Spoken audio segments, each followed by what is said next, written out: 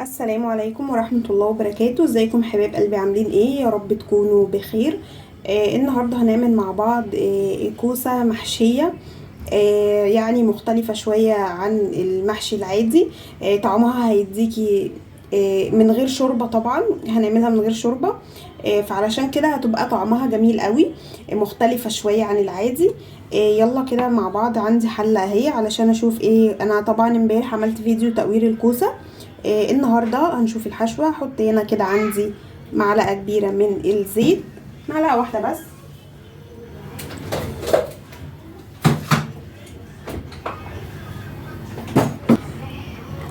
عندي الزيت هيسخن، هنزل عليه بصلتين كبار.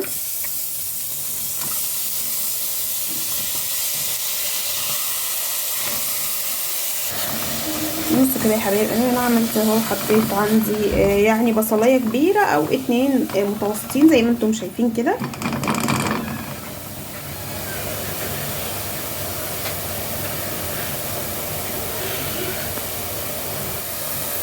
بصوا كده يا حبايبي، انا بعد ما عندي البصل اهو دبل معايا، هحط قطعه اللحمه دي بس. بصوا قد ايه، مش ربع كيلو اصلا ولا حتى تمن، قطعه كده عندك في التلاجة. هبتدي انزلها مع شويه البصل اللي انا حطيته، وهبتدي اقلب. انا عندي اهي بتتسبك معايا. بصوا عندي كده جزرايه، شايفين حجمها؟ الجزرايه دي هجيب المبشره كده وهي على النار، هبتدي ابشر جزرايه واحده بس.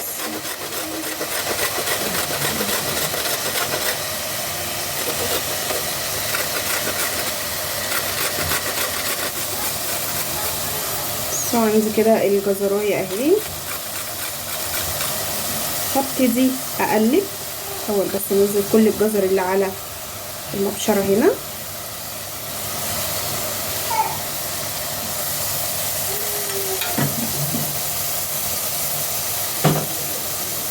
هبتدي اقلب.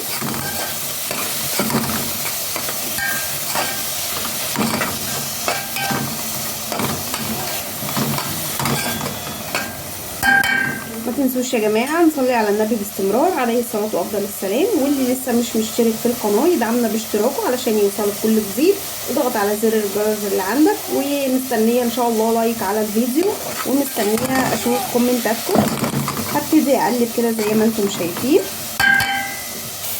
وهي بتتسبك كده. عندي هنا الخلطه بتاعه المحشي، احط منها لحد ما تديني يعني هاخد اللون الاحمر.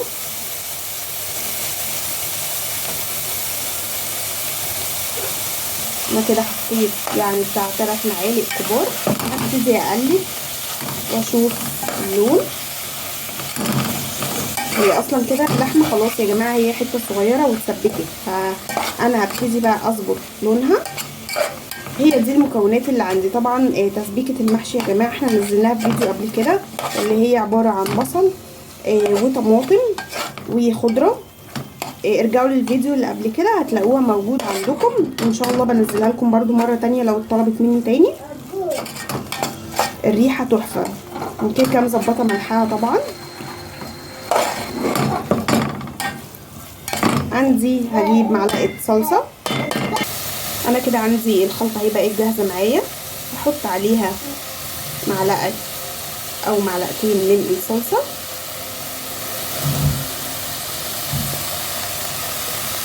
تمام. هبتدي اقلب كده كويس. هحط على الخلطه دي 3 معالق كبار من الرز الابيض العادي، وهبتدي انزل كده واقلبهم مع بعض. الرز ده طبعا مغسول ومتصفي حلو. شايفين ازاي بقت كتير ومليانه خضار ازاي؟ شايفين؟ بصوا معايا، شايفين الخضار؟ مفيد جدا للاطفال يا جماعه. لو محتاجه ملح بتظبطي الملح. ان شاء الله لو انتي مظبطه تقليه تسبيكه المحشي مش هتحتاج معاكي الملح خالص. انا كده عندي الخلطه بتاعه الحشو جاهزه معايا. بصوا لونها جميل ازاي، شايفين؟ هبتدي اجيب الكوسه اللي عندي وهبتدي احشي. بصوا كده يا جماعه، انا دلوقتي هحشي. عندي ادي الكوسه اللي احنا عملناها امبارح، لو عايزه تعرفي اتقورت ازاي ارجعي للفيديو اللي قبل ده. شايفين بصوا نضيفه ازاي؟ حطيتها طبعا في طبق عادي وغطيتها بكيس بلاستيك علشان ما تبصش او يحصل لها حاجه مثلا. بصوا، وعندي طازه اهي زي ما انتم شايفين ونضيفه جدا طبعا. بعد ما شطفتها جففتها كويس. طيب هبتدي كده اخد من الحشوه بتاعتي. بسم الله. يا جماعه لو ايدكم نظيفه عايزه تحشوا مفيش اي مشكله، عايزين تلبسوا جوانتي براحتكم. انا عموما بتصرف عادي وبحشي بايدي كده. بجيب عندي المعلقه الصغيره وهبتدي بالراحه عشان ما تتكسرش مني برضو. بنملاها عادي على الاخر، لاني انا مش حاطه لها رز كتير يعني مش هينفش فيها، فبنملاها عادي على الاخر يا جماعه.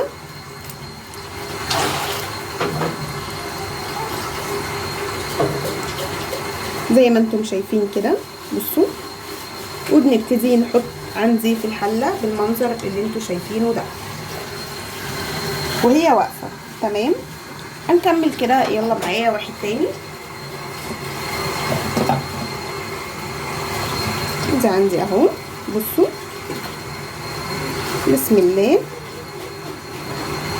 اللي لسه مشتركش في القناه يدعمنا باشتراكه علشان يوصلوا كل وصفاتنا الجديده والمختلفه. وما تنسوش تدونا لايك للفيديو، ومستنيه برضو كومنتاتكم على الفيديو بعد ما تجربوها. الوصفه الجميله دي سهله وسريعه ومش بتاخد منك وقت. ولو عندك شويه تقليه بسيطه بتاعه المحشي، تسبيكه المحشي، تقدري تعملي منها احلى محشي حتى لو مش متوفر عندك بكميه. طيب هبتدي احشي كده زي ما انتم شايفين. هكمل كل الكميه. بصوا كده يا جماعه، انا خلاص حشيتهم كلهم بالشكل اللي انتم شايفينه ده. هبتدي احط مرقه الدجاج بتاعتي لان انا عاملاها من غير شوربه زي ما قلت لكم، مرقه دجاج عاديه خالص. ابتدي احطها كده بالمنظر اللي انتم شايفينه ده. بصوا تمام. وهبتدي احط الميه بتاعتي، ميه عاديه خالص من الحنفيه. بسم الله.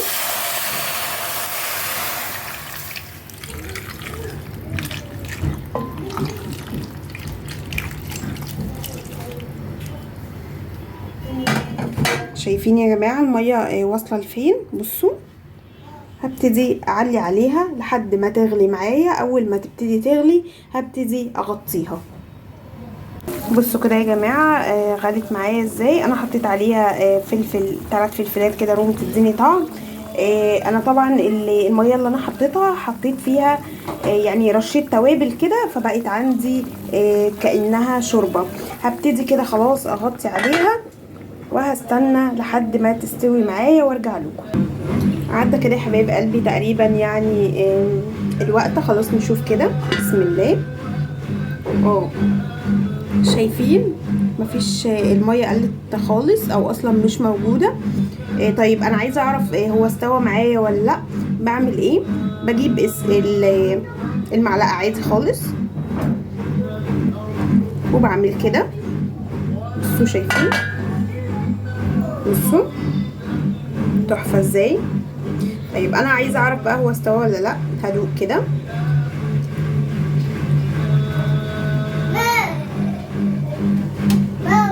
طعمه تحفه يا جماعه. هو كده خلاص استوى. انا خلاص المفروض ان انا قفلت عليه. يلا نبتدي نقدم وبالف هنا. عايزه اقول لكم الطعم والريحه والشكل كمان تحفه جدا. قبل ما اقفل بصوا، انا اجيب لو عندك مثلا زبده بلدي، سمنه بلدي، بتحطي كده بس على الوش علشان تدي يعني لمعه كده في الكوسه او المحشي اللي انت عاملاه. بصوا كده يا حبايبي، خلاص انا عندي اهي اي سمنه بلدي، زبده بلدي، او اي حتى نوع سمنه عندك لو مش متوفر حاجه بلدي. زي ما انتم شايفين كده الطعم تحفه تحفه تحفه. وابتدي اقفل عليها دقيقة بس تسيح من الحرارة، يعني اسيبها كده دقيقتين 3 مش اكتر. نفتح كده بعد ما حطينا السمنة بتاعتنا، شايفين اللون تحفة ازاي؟ الريحة يا جماعة مش عايزة اقول لكم جميلة جميلة جميلة. نبتدي نغرف يلا الجمال ده. بصوا كده يا جماعة جميل ازاي، شايفين الكوسة تحفة ازاي؟ بصوا بصوا التحفة دي جميلة جميلة جميلة. عايزة اقول لكم ان الجزر اصلا مش باين فيها. تعالوا نفتح واحدة مع بعض نشوف كده. يلا نفتح واحدة بسم الله، اوريكم ان الجزر مش باين فيها خالص. شايفين؟ بصوا بسم الله بسم الله. بصوا كده جميلة ازاي، شايفين؟ بصوا معايا، بصوا ازاي اللحمة شكلها حلو مع اننا حاطين حتة صغيرة جدا. الجزر بصوا ازاي دبلان، مش هيبان اصلا ان هو جزر. لو في اطفال مش بتحب الجزر هتاكله عادي خالص. شايفين؟ تحفة يا جماعة. حاولوا تجربوا الوصفة دي بالطريقة اللي انا قلتها لكم. صدقوني هتختلف تماما. شكلها وطعمها وريحتها تجنن. حاولوا تجربوها ان شاء الله تعجبكم وبألف هنا. ما تنسوش تدعمونا باشتراك في القناة وتدونا لايك للفيديو، ومستنية ان شاء الله كومنتاتكم على الفيديو بعد ما تجربوا الوصفة. ان شاء الله اشوفكم فيديو جديد ووصفات تانية اجدد واحلى من كده. مع السلامة يا حبايبي.